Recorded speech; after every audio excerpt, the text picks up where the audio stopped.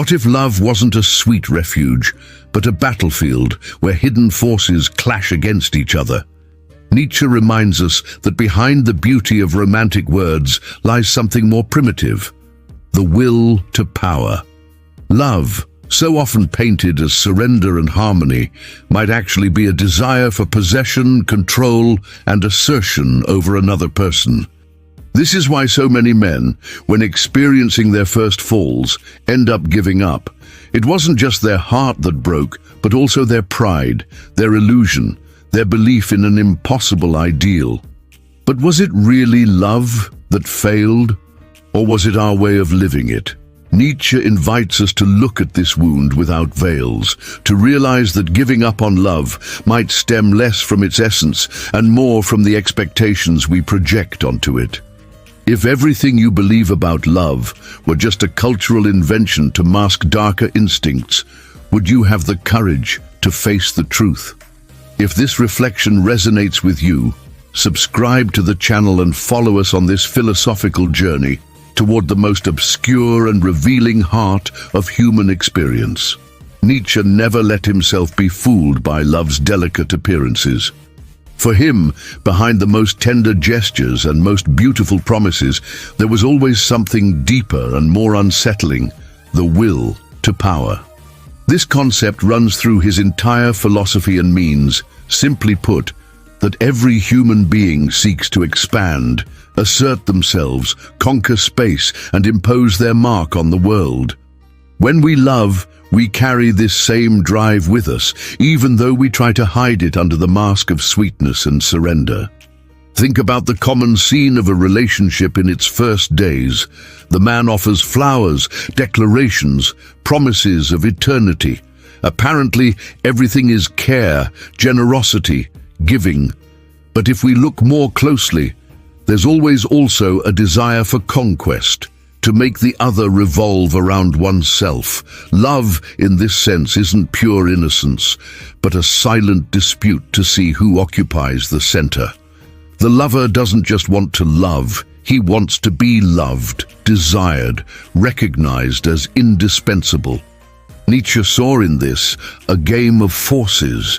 When a man believes he loves in a disinterested way, he's actually just veiling his most primitive instinct: the desire to dominate, mark territory, ensure his own importance. This doesn't mean love is false, but that it's not what we imagine. The romantic mask hides a harder truth. We love because we want to assert ourselves through the other. It's precisely here that the first frustration is born. If love is an attempt to expand one's own will, sooner or later we realize that the other also has theirs. Two instincts clash. Two wills want to occupy the same space. And what seemed like sweetness transforms into silent dispute. The man who believed he was the hero of the story discovers that the woman also desires, also demands, also fights for her place. When this discovery happens, many feel defeated. They can't bear to perceive that love isn't certain victory, but risky combat. Nietzsche didn't believe in stable relationships based only on blind surrender. For him, this would be a form of illusion, an attempt to deny life's tragic reality. When a man falls in love and projects onto a woman an ideal of submission or completeness, sooner or later reality shows the opposite. No one entirely belongs to anyone else. No one exists just to fill another's void. This breaking of expectation is one of the reasons why so many men give up on love. It's not love that betrayed them, but the illusion that the other would become an extension of themselves. A daily example helps us understand. Imagine the man who dedicates himself intensely at the beginning of a relationship. Constant messages, promises of fidelity, grandiose plans. He believes this effort will guarantee eternal security. However, when he realizes the woman maintains her autonomy, her own desires and choices, the feeling of control escapes. At this moment, what was passion becomes resentment. What was a desire for fusion turns into accusation. She doesn't love me as I deserve. Here, we clearly see the dynamic Nietzsche described. It wasn't pure love, it was the will to power masked as romanticism. Nietzsche provoked by affirming that most of the time, love isn't the search for another's happiness, but a disguised form of selfishness. We want the other to confirm us, to make us feel great, to make us feel unique. When this doesn't happen, we don't say we failed at loving, but that love deceived us. And faced with this pain, many men prefer to give up, withdrawing from the game rather than facing their own fragility. But giving up doesn't solve anything. By abandoning love out of fear of losing, the man only reveals his inability to live the tension that's inherent to existence. Nietzsche would call us to bear the weight of this game, to accept that loving is also facing the struggle of wills. Only this way could we live love without illusions. The giving up, therefore, isn't born from love itself, but from the refusal to see it as it is, a mask that covers life's eternal movement, made of desire, conquest, and dispute. While we seek in love only confirmation of our ego, the fall will be inevitable. But if we accept that it's also a battlefield, perhaps we can love it with more strength and less deception. Nietzsche always distrusted ideals manufactured by culture. For him, humanity doesn't live only from what's real, but from what it invents to bear the weight of existence. Love, in this sense, was one of the greatest collective inventions. Surrounded by poetry, music, novels, and religions, it became almost a secular religion, promising salvation where, in reality, there's only movement and conflict. Men, especially, grew up hearing they would find the right woman, the other half, the companion who would give them eternal meaning. But what happens when life doesn't correspond to this ideal? The disappointment seems greater than reality, because it's not just the relationship that fails, it's an entire cultural construction that crumbles along with it. Nietzsche said that romantic love is a way of denying life as it is. Life is imperfect, transitory, full of changes and contradictions. Romantic love, on the contrary, promises eternity, stability, completeness. It's a kind of anesthesia, a fantasy that prevents us from seeing the truth. The problem is that no human being is capable of sustaining this ideal for very long. Sooner or later, the cracks appear. The idealized woman reveals her flaws.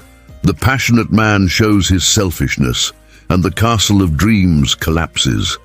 This fall is devastating because it doesn't affect only the present. It also destroys all the images built over the years. The man who believed in the fairy tale of eternal love feels betrayed, not just by his partner, but by the very cultural promise that lulled him since childhood. And here, tiredness is born. Many prefer to give up, like someone abandoning a game whose rules were rigged from the beginning. Nietzsche provokes us to think, who invented that love should be eternal? Who said two people should suffice for each other forever? This idea isn't natural, but a product of centuries of Christian morality and literary romanticism. Christianity preached the idea of indissoluble union, unconditional surrender, spiritual fusion. Romanticism, in turn, painted love as the apex of existence, as if life were only complete beside someone. Between these two discourses, men were educated to seek the impossible, a relationship that never changes, a woman who never fails, a feeling that never wears out. In practice, this search is a burden. Imagine the man who enters a relationship believing he found his soulmate.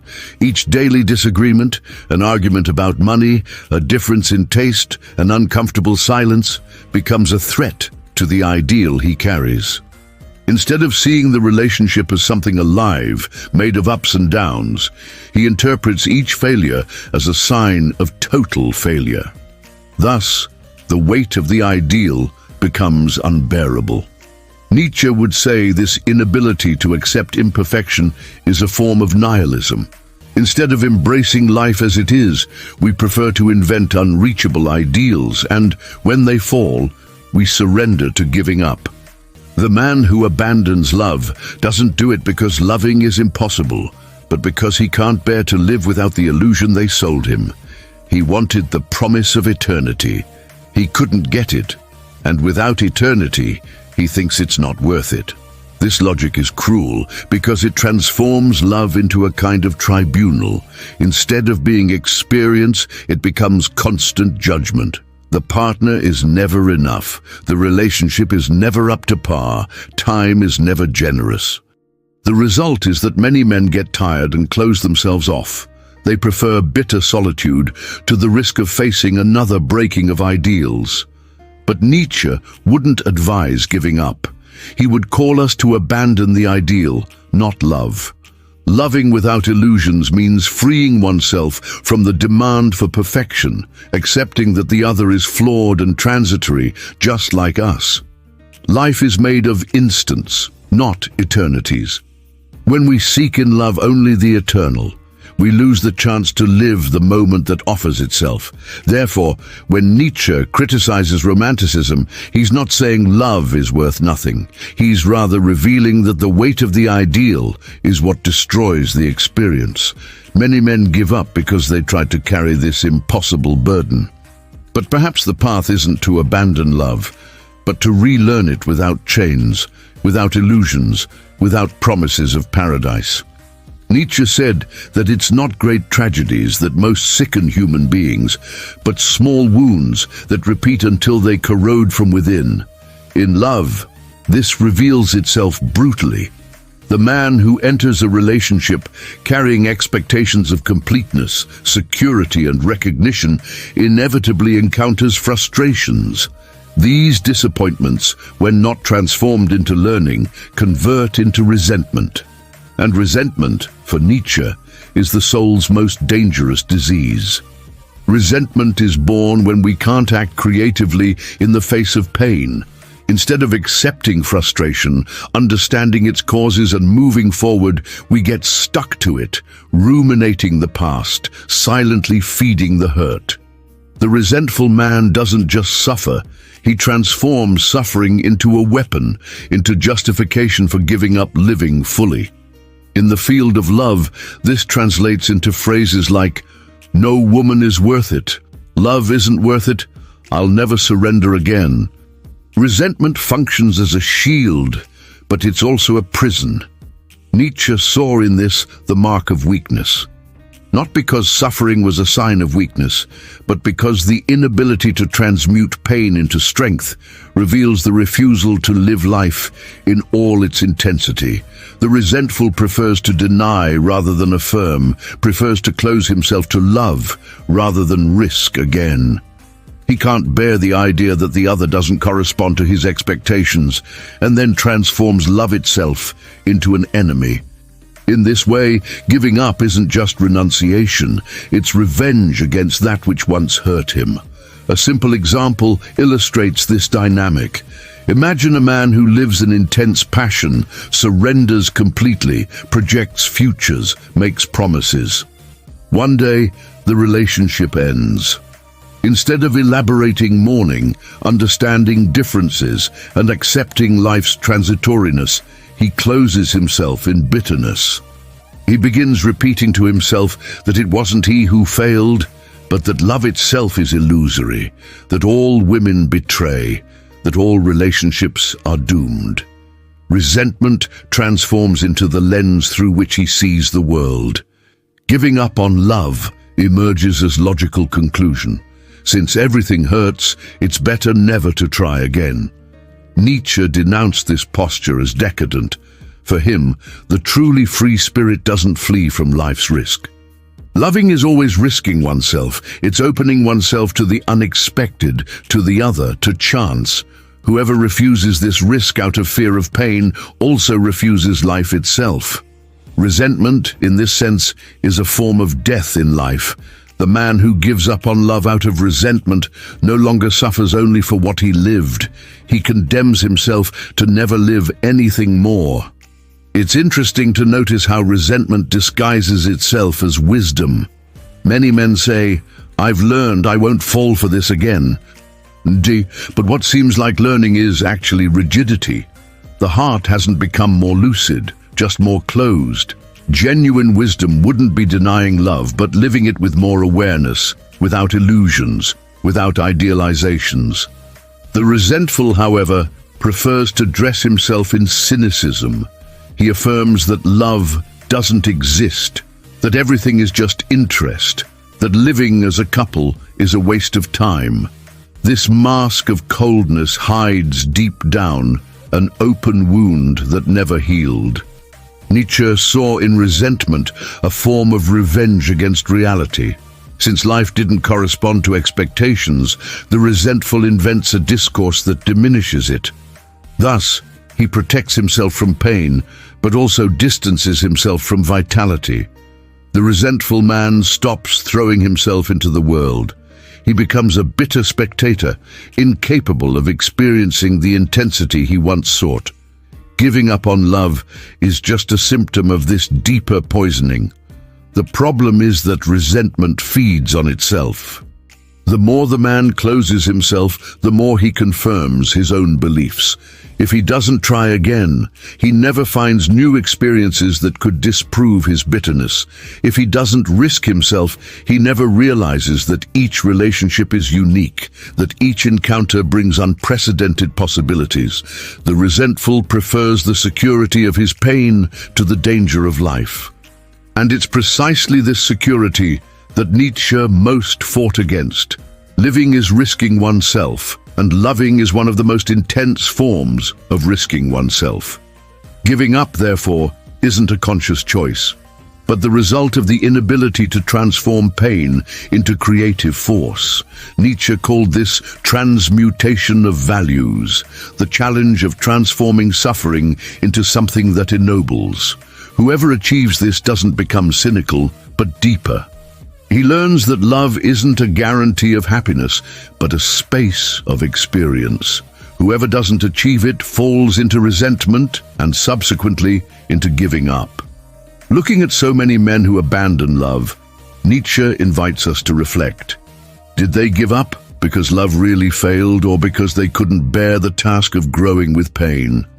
This question is crucial, because perhaps giving up doesn't reveal the truth about love, but only the fragility of those who didn't dare to bear it. Nietzsche was a merciless critic of human illusions.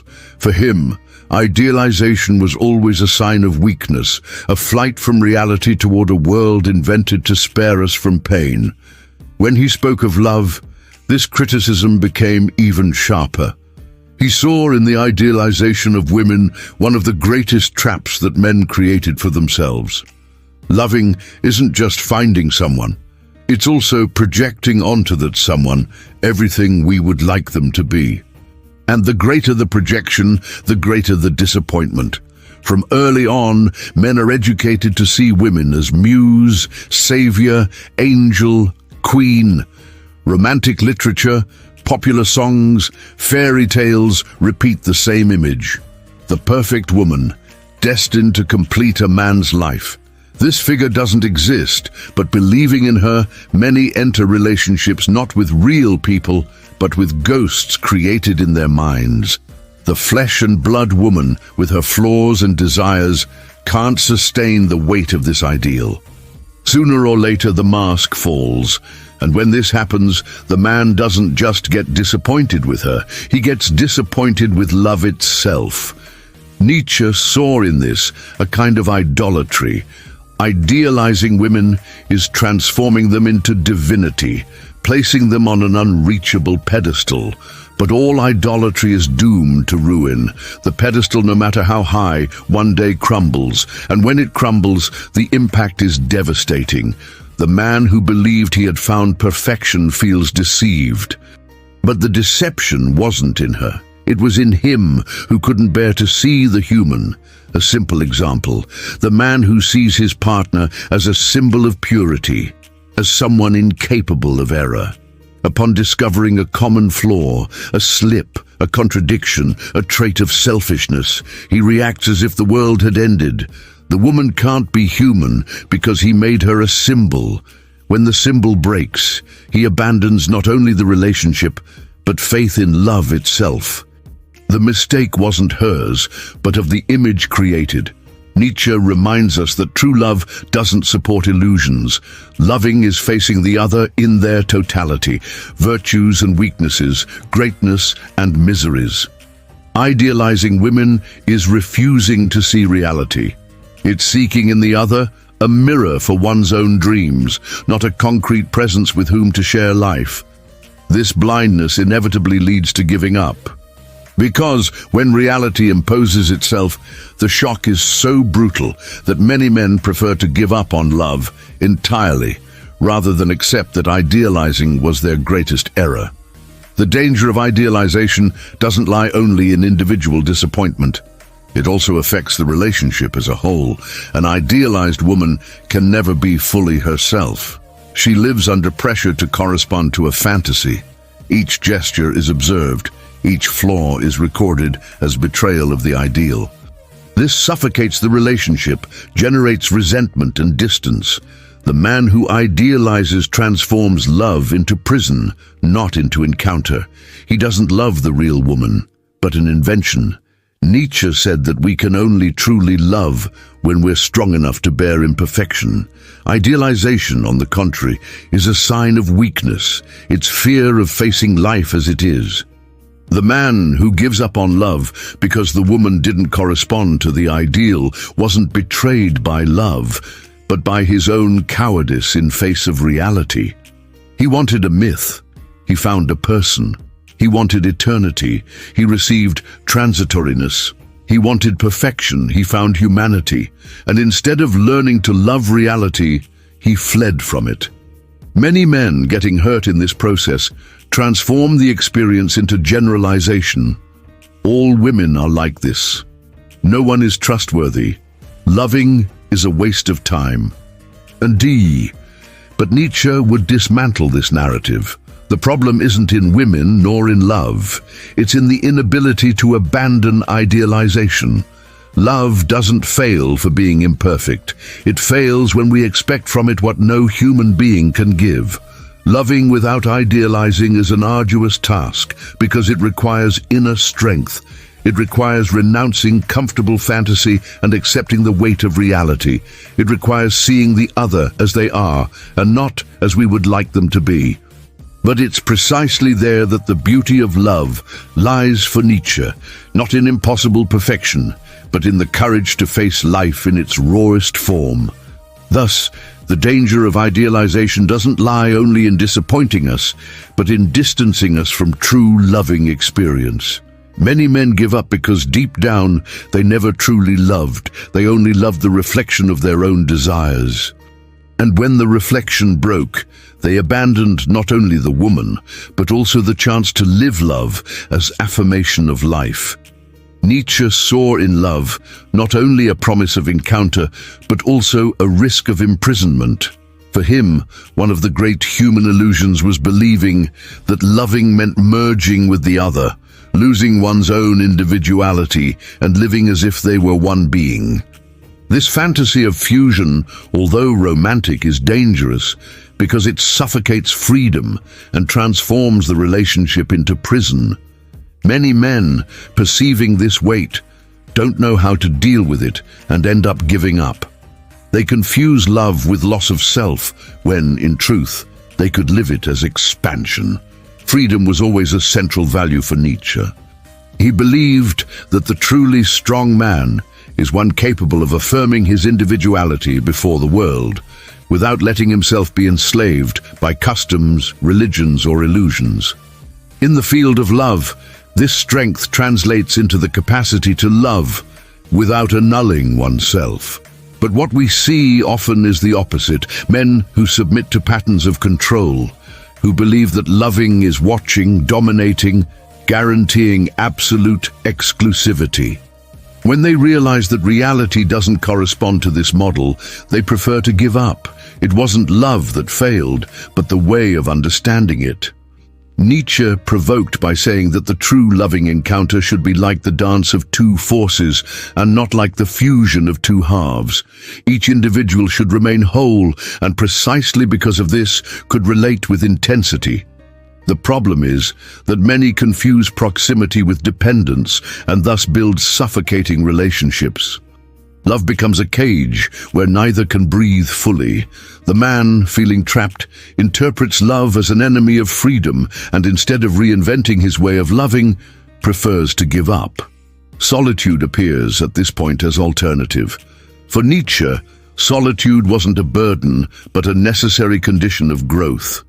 He himself frequently withdrew to live with himself, reflect and write.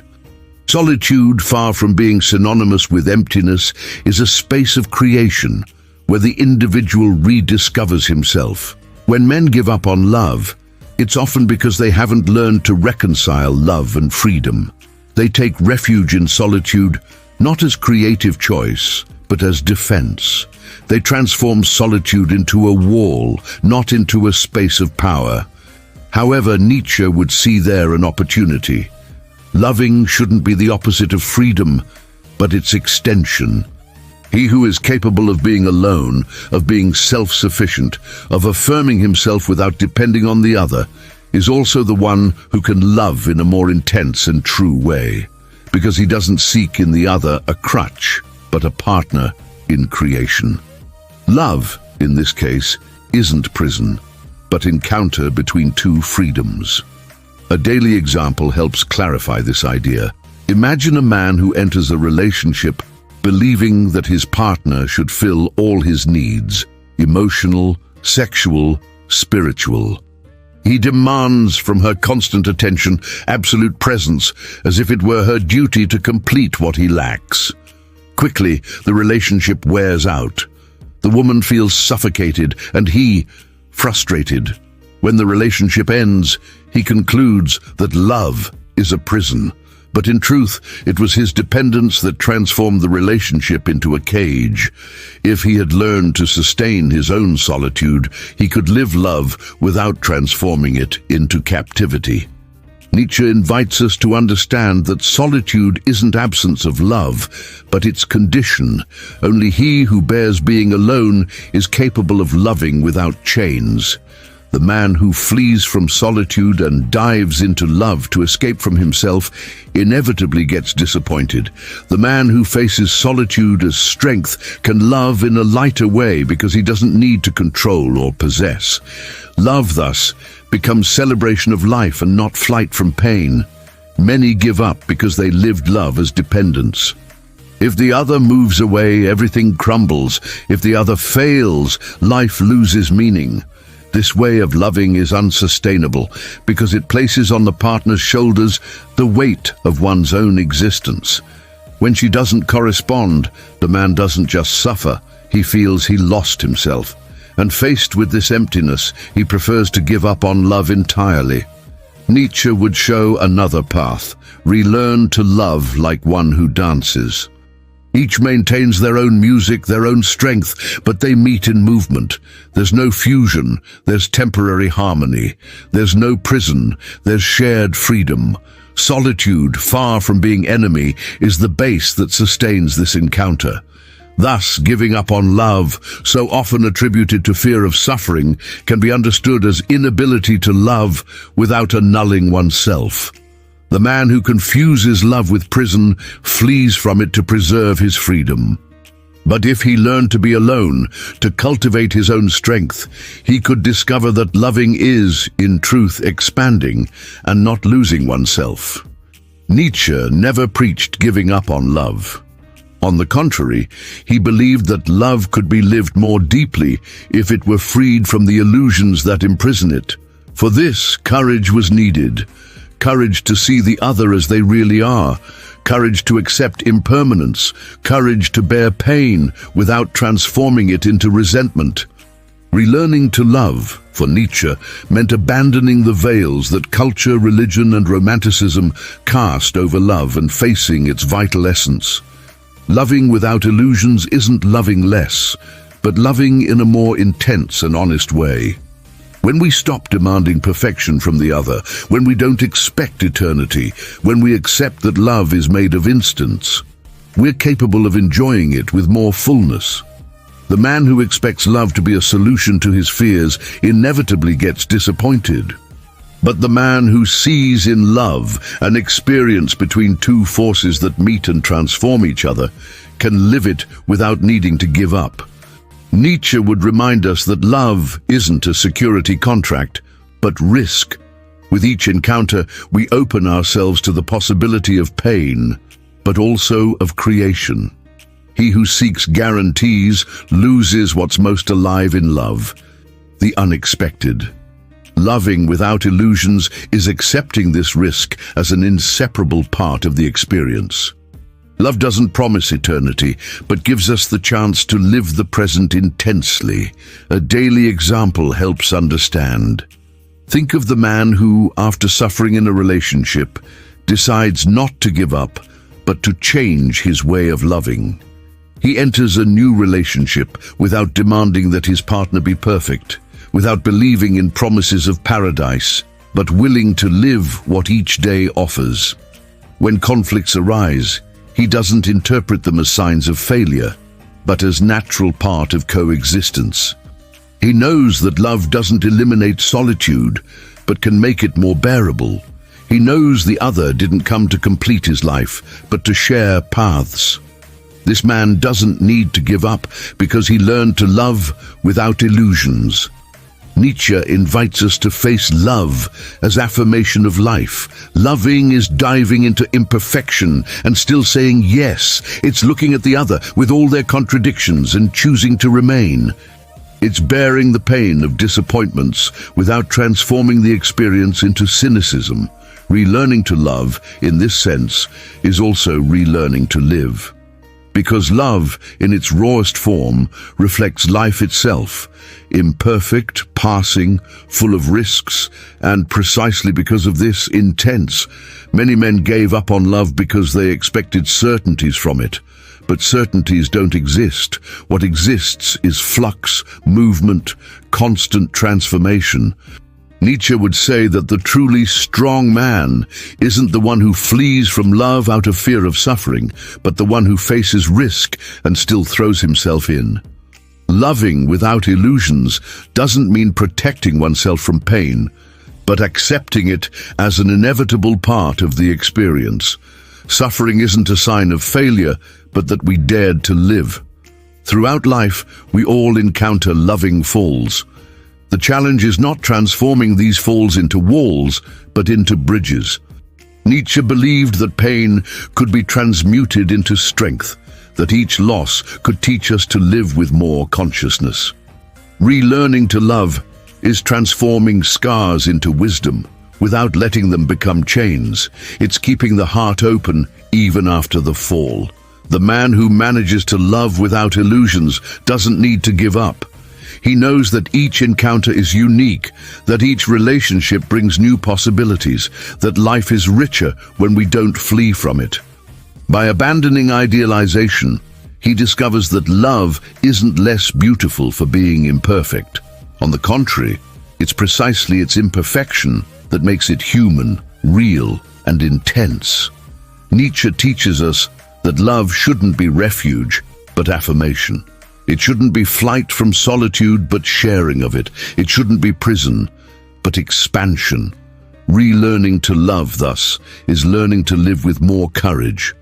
It's looking at the other without veils, without false promises, without illusions, and still choosing to walk together. Giving up, in this context, isn't inevitable destiny. It's just the path of those who can't bear the truth. But for those who have courage to face love as it is, imperfect, transitory, intense, there exists the possibility of living without chains, of experiencing the beauty of encounter without fear of loss. Loving without illusions is perhaps the most profound way of loving. We reach the end of this journey, and perhaps Nietzsche's great revelation about love is precisely this. It's not love that deceives us. It's we who cover it with illusions, with promises of eternity, with impossible dreams. Many men give up because they can't bear to see love in its naked form, imperfect, transitory. They prefer to abandon the entire experience, rather than face the reality that loving isn't fusion, but encounter between forces that transform each other mutually. What we learn here is that love, for Nietzsche, isn't lie nor weakness, but field of risk. It's invitation to live intensely, to accept pain without letting it become resentment. It's possibility of life affirmation, as long as we know how to abandon it as illusion and relearn it as real experience. The man who dares to love without demanding completeness, without expecting perfection, without transforming the other into idol, discovers that he doesn't need to give up. On the contrary, he discovers that love is one of the most powerful ways of living life in its fullness. And you? What was the illusion about love that most imprisoned you until today? Was it the search for eternity, idealization of the other, fear of solitude, or the weight of resentment? This question isn't just philosophical. It's an invitation to look at yourself, to recognize your own chains, and to decide if you're willing to love without them. What city are you watching from? Drop a comment below and share your thoughts with our community that seeks to think about life with depth and courage. Hit that like button, subscribe to the channel, and continue with us on this journey of self-knowledge and philosophy. Thank you so much for sharing your attention and your mind in this space of free and transformative thinking.